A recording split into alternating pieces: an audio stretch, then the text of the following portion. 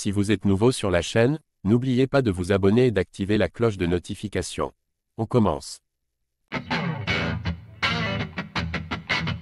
Alors que la France se passionnait pour le combat entre Cédric Doumbé et Baki, Daniel Warin était à Miami pour préparer l'UFC 299 avec Benoît Saint-Denis. Il a tout de même suivi cela avec une grande attention, et il avait des choses à dire sur le fiasco du PFL Paris. Daniel Warin n'est pas qu'un entraîneur réputé dans le monde du MMA, il est aussi un passionné de la première heure. Quand le sport était encore interdit en France, lui était déjà au Brésil à apprendre des plus grands, tout en donnant des leçons de Muay Thai à des monstres comme Anderson Silva ou Lyoto Machida.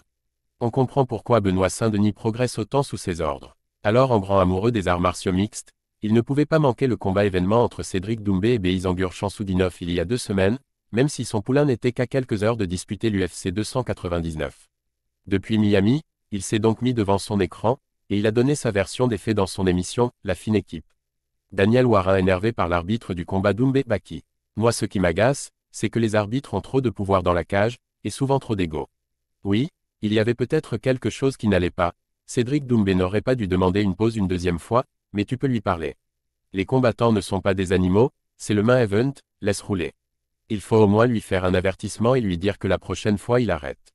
Le problème c'est que sur les erreurs, les arbitres ne sont inquiétés que lorsqu'ils attendent trop longtemps avant de mettre fin au combat et que ça dégénère. Mais quand ils arrêtent trop tôt, ils n'ont jamais de problème, alors qu'ils devraient être sanctionnés. Là, Marc Godard ruine le main event. Après pour parler de la physionomie du combat, ce n'était pas un truc de fou. En tout cas Baki il a le mental. Il arrive face à 20 000 personnes en terrain hostile. Il est en France chez lui, mais face à un public hostile, et il a su gérer ça. C'est que déjà il est fort mentalement, et c'est le plus important.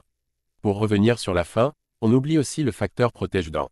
C'est difficile d'articuler et de se faire comprendre avec. Daniel Warin avait des choses à dire sur le combat entre Cédric Doumbé et Baki.